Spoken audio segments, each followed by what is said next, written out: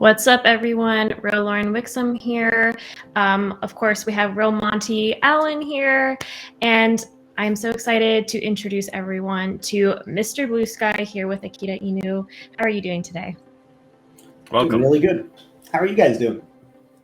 Doing so far, great. so good. Yeah.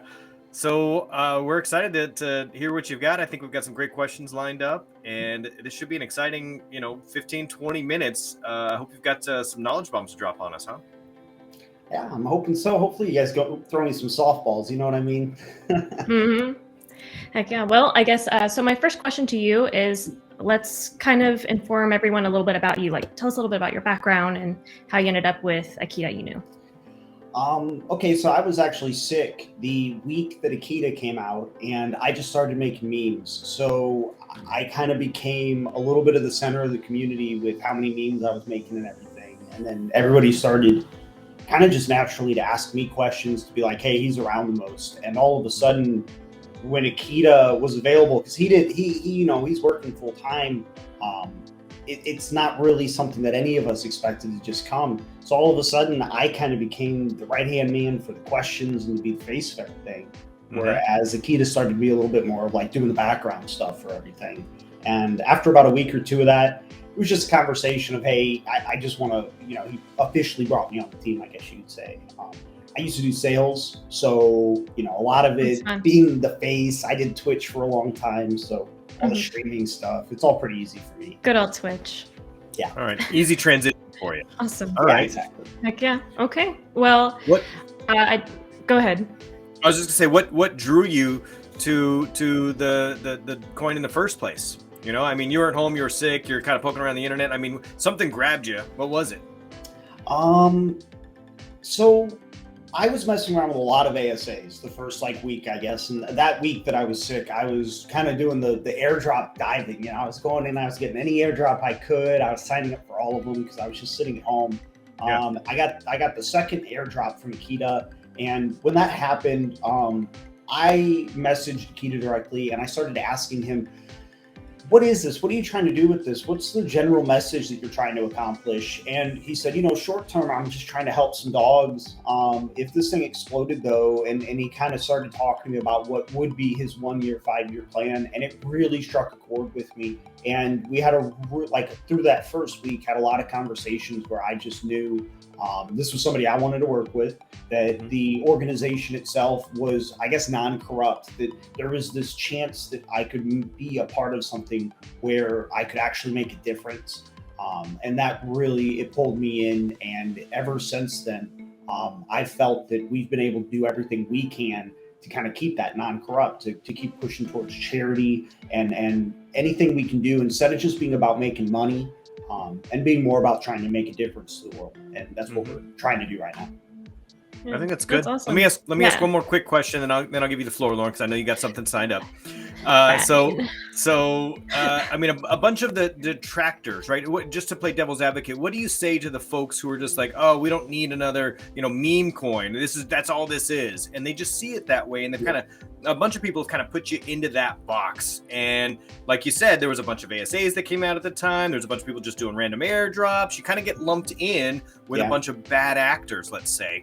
And how do you separate yourself from that group when somebody asks like that? I think that Akita has a strength to be able to say, we were the ones that made the airdrops happen. When Akita first came out, there were airdrops, obviously, but because of Akita's success, they became excessively different than what they are now.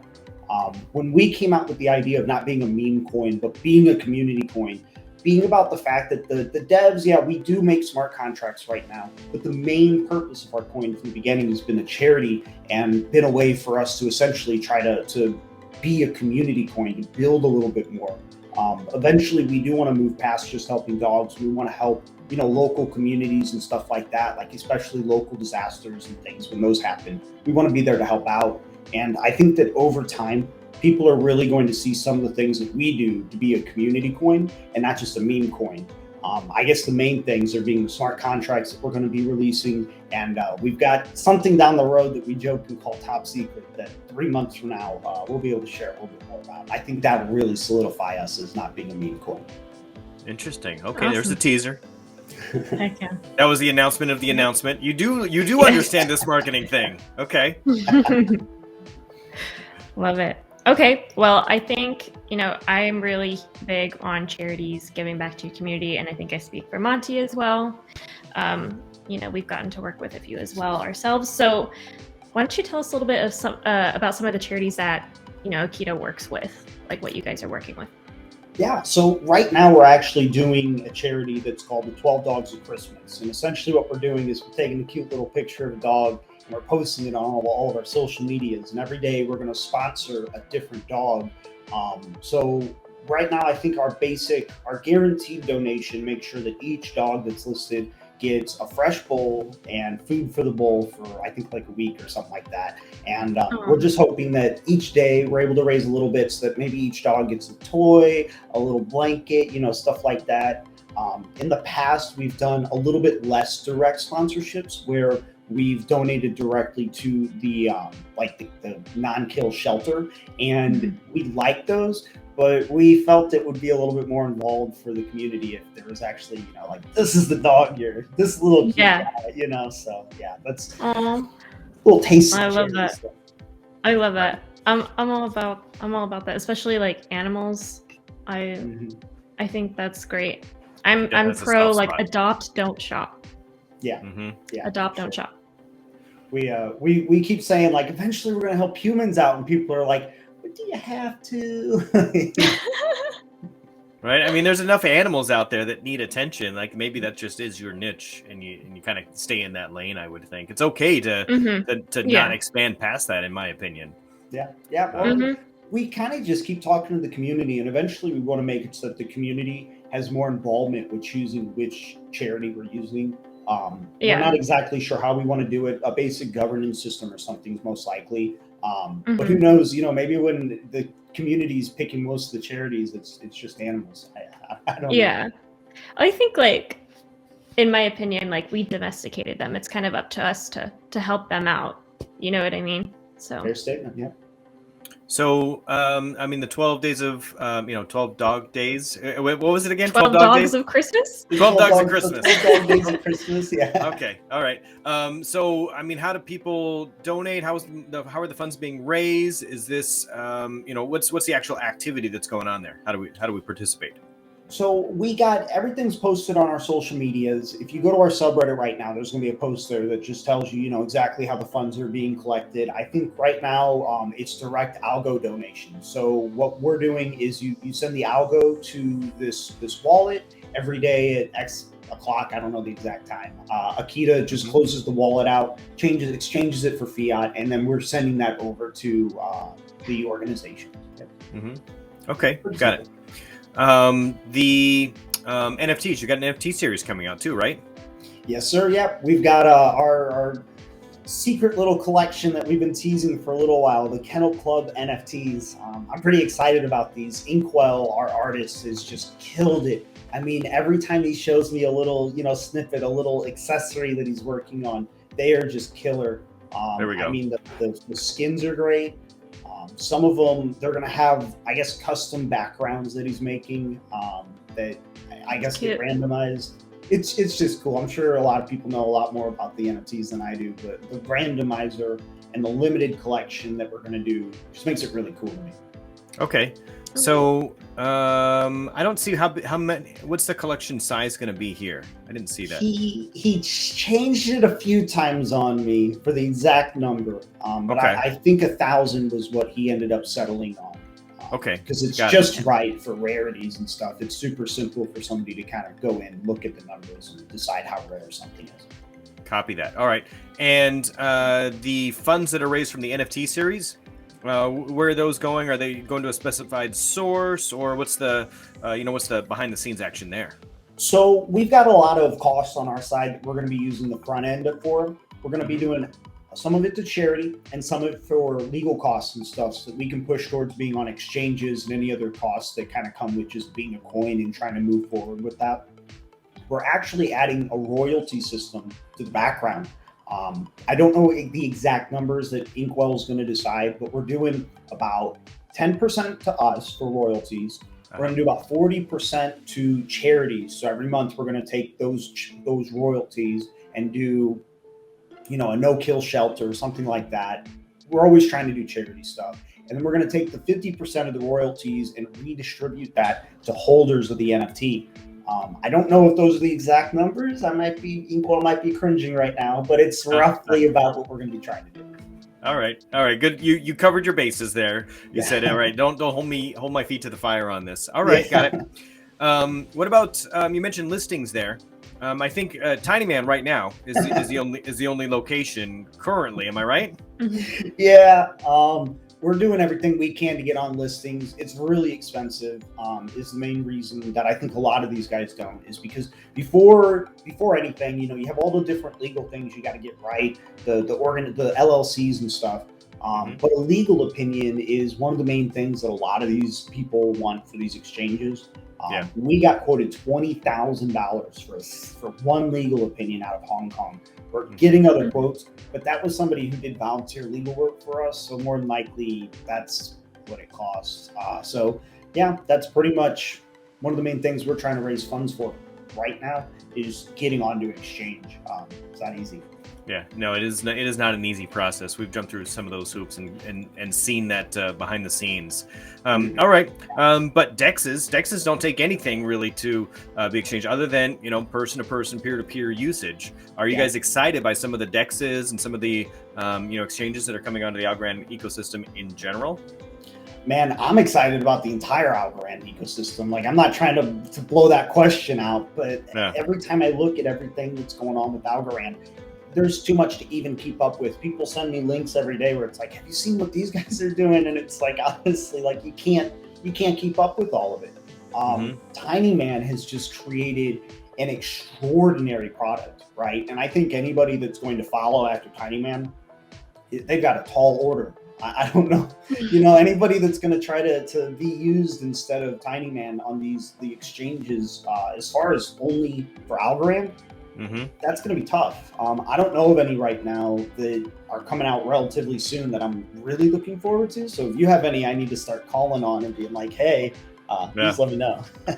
Well, I think there's two or three that are like in the works now that it's one of those things where it's really the community that's probably going to start some of the liquidity pools and get things kind of moving initially. I didn't check out tokenomics. I don't know how much got left in the the Akita treasury, so to speak, to provide liquidity pools and things like that. But I imagine that your community is big enough now where you're going to get at least some people dabbling in that. The liquidity pool for Tiny Man, we stay 10 to 11% right now. It's just been absolutely insane. We have so many transactions per day that people make a lot off the LP, honestly. And it's never been, at the very beginning, it was a little bit of a concern for us. But ever since like week 2, the LP has been strong. And I just kind of assume at this point that if we do get another pool going, it's pretty likely that the people who are looking to provide LP on that pool feel the same as they do about Tiny Man. And we should have another good LP. I didn't know anything about liquidity pools or any of that before any of this, and now I know. Like, I'm like a college professor of liquidity pools, Yeah, it's definitely like if you're involved in that world, you definitely have to like get that learning curve like quickly under wraps, so that you can speak articulate to it and just figure out like, okay, what the heck is going on here? How are people using our coins? What are they doing? Should we be involved? How much? All those kinds of questions are pretty complicated. You mentioned the legal work. A lot of people don't realize how much is necessary behind the scenes to do things properly and kind of protect yourself. Yeah, got to protect your neck.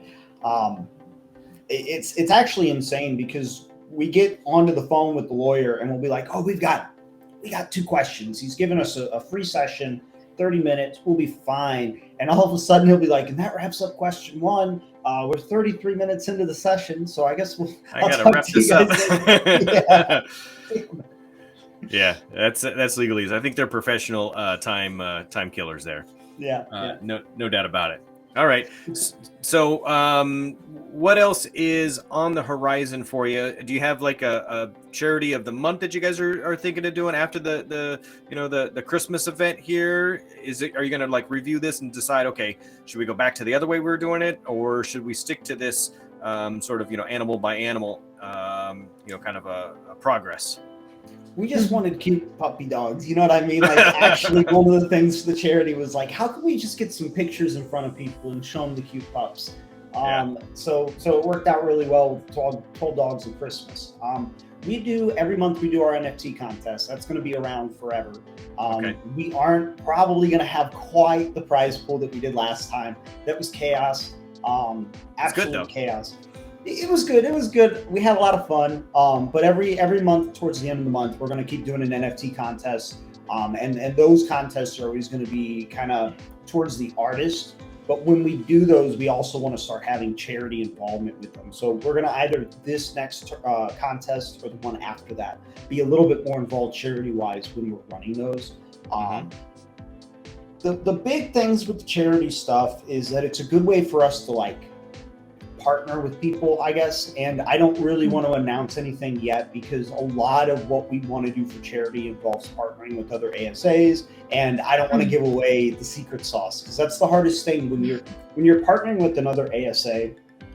You don't want to just come up to them and be like, hey, let's make a collaboration NFT and provide liquidity pool for each other, because that's the most basic partnership.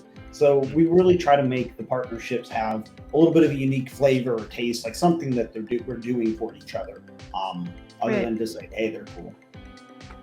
I think a lot of folks don't realize that there is actually a website. So Akita.community. They can go check it out, poke around. There's a white paper there. The website itself is actually pretty well put together. Yeah, and it looks nice. I think every time I open it, I'm impressed. I think I'll drop it in the description. Yeah, do that so people understand there's a little more behind the scenes that's going on to this. It's not just somebody kind of going rogue and right. I mean, that's a perception sometimes. If you go to the subreddit, it looks like I just post memes every day and that's about it. Right. Sometimes we collect money for charity, maybe, like if you trust us. Right. Yes. So there's something that happens in the community. It's difficult to trust. That's why Lauren and I are actually working on a separate project to identify projects that are legitimate, that we know some folks in.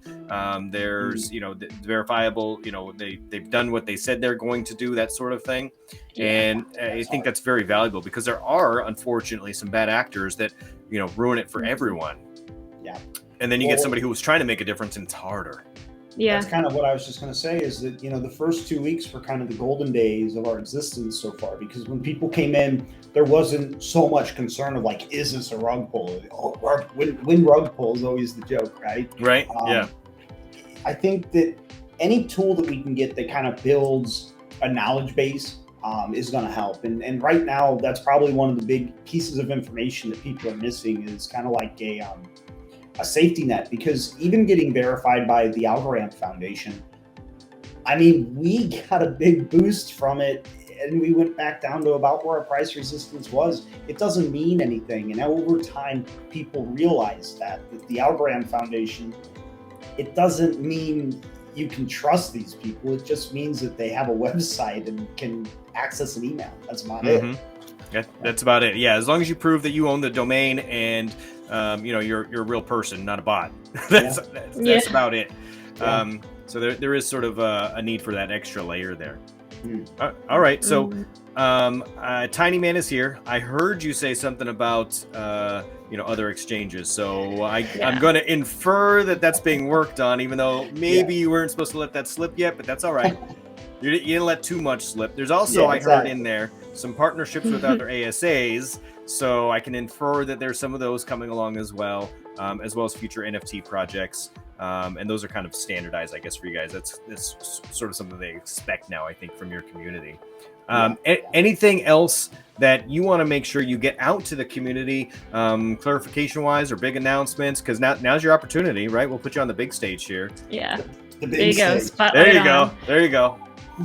So I think that the biggest thing I would want to say is that Akita is trying to get ahead with the community coin thing, and that over the next half a year, we're going to have some really big moves that move us away from being able to joke that we're a meme coin. I think that about 90 days from now, I can't reveal what it is. We joke and call it top secret. About 90 days from now, we're going to be able to reveal top secret. And at that point, we're really not going to be able to be associated with the meme coin thing. So I'm just excited to kind of say that Akita is going to keep building our reputation as a community coin. And at some point over the next year, no one's going to be able to call us a meme coin anymore. So I'm excited about that. I'm excited to see that unveiling. Good news. All right, I've got one more question here for you, and then I'll see if Lauren's got anything else for you. Something I ask everybody who comes on is, I mean, we get absorbed, obsessed with our own projects and what's going on in our own little world, but are there any other projects that you geek out on? What else have you been watching lately that you're a fan of?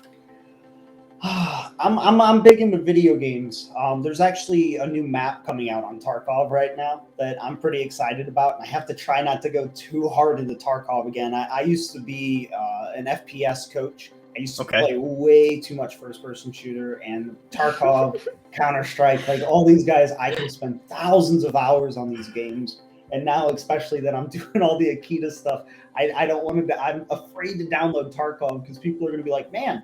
Next thing you know, 10 hours flies by and you're like, oh, shoot. Okay, what was I supposed to do? I'm hiding in the dark hearing footsteps and I'm supposed to be on Reddit or something. Yeah, you're getting interviewed by Monty. All right, I hear you. All right. Lauren, any other final questions we got here?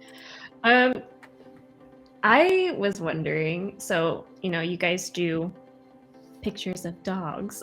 Are you ever going to throw in music NFTs into the mix? Ooh. Or have you ever thought about doing that? So we've actually got a few artists. I think somebody just posted some music in the Discord. We actually have a few artists like Tyconic and Akita Fox that are making music. We've got a few Akita tracks.